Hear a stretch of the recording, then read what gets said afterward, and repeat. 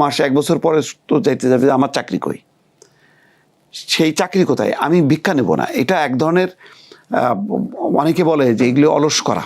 ইমি নামে একটা মেয়েকে যেভাবে 7ই মার্চের ভাষণ বাজানোর জন্য তাকে রিক্সা শুদ্ধ তাকে থানার মধ্যে নিয়ে গেল, থানার মধ্যে নিয়ে যে তার সহযোগী আর জনকে পেটানো হলো, এইগুলিকে আমি মব মনে করি। কিন্তু পেট্রোল পাম্পে পেট্রোল না পাওয়ার জন্য মাথা গরম হয়ে মারপিট করা, এটা মব না, এটা সাময়িক একটা উত্তেজনা। ব্যাপারটা হলো যে আইন শৃঙ্খলা পরিস্থিতি যে পর্যায়ে 15 বছর এবং তার সাথে 18 মাস ডক্টর ইউনূস যে পর্যায়ে ঠেলে দিছে, এই জায়গা থেকে বেরোতে গেলে পুলিশের তো ব্যাপক একটা পরিবর্তন দরকার, নতুন রিক্রুটমেন্ট দরকার। এটা খুব সহসায় আসবে না। একটা পরিস্থিতি বুঝতে হবে যে এটা একটা ট্রানজিশনাল পিরিয়ড, এটা 1-2 বছরের মধ্যেই ঠিক হয়ে যাবে তা না। তবে আন্তরিকতা থাকতে হবে, সরকারের সেই এফোর্টটা থাকতে হবে, সরকারের কথাবার্তা স্ট্রিক থাকতে হবে এবং তাৎক্ষণিক কিছু এক্সাম্পল সৃষ্টি করতে হবে। আমি বলি তো যে আমাদের এখানে চাঁদাবাজ, দুর্বৃত্ত, এদের ক্ষেত্রে কিছু স্পট অ্যাকশন নিতে হবে। এটা আমেরিকাতেও কিন্তু নেয়। দুর্বৃত্তরা যখন নাকি অস্ত্র বের করে সাথে সাথেই কিন্তু তাকে লক্ষ্য করে গুলি করে। তা আমাদের এখানে এই ধরনের কিছু অ্যাকশনে যে একটা মেসেজ দিতে হবে, মেসেজ না দিলে আপনি মানে ওই আলাপ আলোচনা করে দেখি না কি হয় করতে করতে কিন্তু অনেক সর্বনাশ হয়ে যাবে। এই জন্য কিছু এক্সাম্পল তৈরি করলে ঠান্ডা। 2 বছরে আমরা 1/11-এর সময় দেখছি না তারা কী করছে, কিছু এক্সাম্পল তৈরি করছে। এমন হয়েছে মানুষ মিষ্টি বিতরণ করছে, মানুষকে মিষ্টি বিতরণের পর্যায়ে নিতে হবে, এরকম কিছু দুর্বৃত্তকে চিহ্নিত করতে হবে। এতে কিন্তু পশ্চিমারা বা মানবাধিকার সংস্থাগুলো সিসি করবে না, বলবে যে না আইন শৃঙ্খলা পরিস্থিতি, বরং রিপোর্টে আসবে আইন শৃঙ্খলা পরিস্থিতি ভালো হয়েছে। তো সেই কাজগুলি করতে হবে। এগুলি মানে সরকারের আরও পর্যালোচনা করে অলরেডি তারা বলছে যে তারা এইভাবে করবে না। এখন হয়তো প্ল্যানিং পর্যায়ে, তো ধরেন সরকারের বয়স 20 দিন সমালোচনার জন্য যথেষ্ট না। এখন আমরাও চুপচাপ আছি, আমরা দেখছি, টুকটাক আলোচনা করতেছি, বলার চেষ্টা করতেছি এটা না ওইটা করা উচিত। যেমন রনি ভাই বললো যে সত্যি তো বিভিন্ন ধরনের কার্ড যেগুলি হচ্ছে এইগুলি গবেষণা লব্ধ হইতে হবে। মানে আমার এটা করতে যে আমার বাজেটের উপর আবার যদি আমার ট্যাক্স বাড়ানো হয় তাহলে তো আমি আবার অসন্তুষ্ট হব, তাই না? তাহলে এই টাকাটা কোথার থেকে আসবে? বড় আমি শ্রম বাজার, 1 কোটি মানুষের কর্মসংস্থান, এইটা খুব গুরুত্বপূর্ণ। এটার লক্ষণ কোথায়? এগুলিতে এখন কেউ জবাব চাইবে না, কিন্তু 6 মাস 1 বছর পরে তো যাইতে যাবে যে আমার চাকরি কই, সেই চাকরি কোথায়, আমি ভিক্ষা নেব না। এটা এক ধরনের অনেকে বলে যে এগুলি অলস করা। মানে কল্যাণমূলক দেশেও যখন কি ব্যাপক ধরনের ফ্যামিলি কার্ডের এই ধরনের কার্যক্রম যখন কি বিতরণ করা হয়, অলসতার দিকে নিয়ে যায়, রাষ্ট্রের ফান্ড থেকে যখন কি এই ধরনের টাকা পয়সা বিতরণ হয়, ওইসব জনগোষ্ঠী কিন্তু অলস হয়। তখন মানে কাজের জন্য তখন বিদেশ থেকে শ্রমিক আনা হয়। দেখবেন যে মিডল ইস্টের নাগরিকরা অলস, বাইরের মানুষরা যে পরিশ্রম করে তাদের অবকাঠামো নির্মাণে সেই দেশের মানুষের কোনো অবদান নেই, অবদান আছে বাইরের শ্রমিকদের। কারণ ওই দেশের জনগোষ্ঠীকে নানা রকম ভাতা দিয়ে অলস করে রাখা হয়েছে। এটা খুব ভালো জিনিস না। বাংলাদেশে এখন সবচেয়ে বড় কাজটা হচ্ছে কর্মসংস্থান। এখন রপ্তানি নিচের দিকে নেমে যাচ্ছে, গার্মেন্টস, বড় কিছু গার্মেন্টস ছাড়া বাকি গার্মেন্টসগুলি বন্ধ হয়ে যাচ্ছে।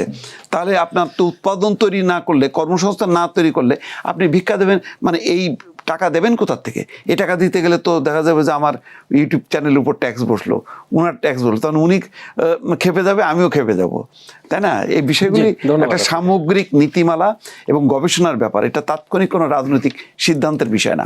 আওয়ামী লীগ না থাকার কারণে হঠাৎ করে ভোটের চিত্রটাই তো পাল্টে গেছে। জামাতের কি এই 60-70টা মানে আসন পাওয়ার কথা না, 15-20টার বেশি পাওয়ার কথা না। বিএনপির জয়টা যেহেতু আওয়ামী লীগ নাই, এইটাকে নিয়ে প্রশ্ন করাটা মূর্খতা আমি মনে করি। মানে এরকমই হওয়ার কথা। এখন বিএনপি না থাকলে আওয়ামী লীগ কত আসনে জয়ী হবে? এরকমই হবে তো, তাই না? 200-250। কারণ অন্য তৃতীয় যে শক্তি, সেই শক্তি তো ওই অবস্থায় নেই। জাতীয় পার্টি একসময় ছিল, সেই জাতীয় পার্টি নিজেরাই ধ্বংস হয়ে গেছে। জামাত হলো ক্যাডার ভিত্তিক দল, তার একটা মানে সীমা আছে, কিন্তু যথেষ্ট পরিমাণ, সে তো আর মাস অর্গানাইজেশন নয়, একটা ক্যাডার ভিত্তিক দল। তারপরেও তো আমি মনে করি তার জীবনে এটা সেরা অর্জন।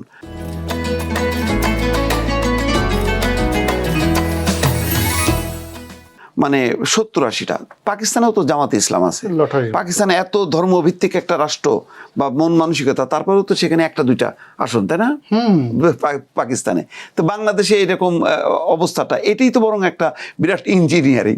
তো এটা হলো এগুলি হলো যারা ফলাফল ভোট কাস্টিং করছে, করছে, এটা তারা বলতে পারবে, আমি তো বলতে পারবো না। তবে চিত্রটা তো একটা অস্বাভাবিকই লাগে যে জামাত কিভাবে এতটা পাইলো, এইটাই একটা ধাক্কা লাগে যে ঢাকা সহ তারপরে আপনার এনসিপি 6টা আসন কেমনে পায়, মানে 1-2টা হইতে পারে, 6টা কিভাবে হইলো? আচ্ছা, একটু ভিন্ন প্রসঙ্গে আসি। গতকালকে একটি খবর প্রকাশ হয়েছিল বিভিন্ন সংবাদ মাধ্যম, গণমাধ্যমে প্রকাশ পেয়েছে যে এসি চালানো শিখতে যুক্তরাষ্ট্রে যাচ্ছেন।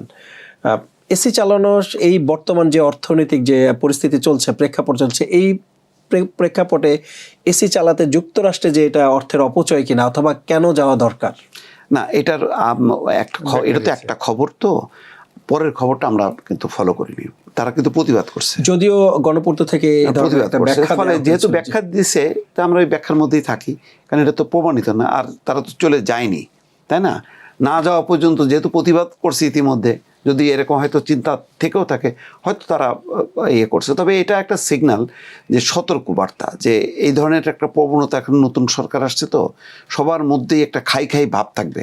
এই খাই ভাবগুলিকে নিয়ন্ত্রণ করার জন্য আমি মনে করি যে তারেক রহমান যথেষ্ট সচেতন। যে মানুষটা 9টার সময় অফিসে যায়, এখন তার দেখা দেখি ওই ভূমি অফিসেও মন্ত্রী যে বসে আমরা দেখেছি যে আগেই বসে, এটা এই সিগন্যালগুলি দরকার। কারণ কিছু আপনি এক্সাম্পল তৈরি না করলে, এরকম আমরা তো আওয়ামী লীগ সরকার আমলে দেখেছি যে ওবায়দুল কাদেরও বিভিন্ন জায়গায় গেছে, তিনি বিভিন্ন বিআরটিতে তিনি গিয়েছেন, এবং সেখানে যেও তিনি প্রথমে অ্যাপ্রিশিয়েট হয়েছে, কিন্তু পরে ধরা খেয়ে গেছে।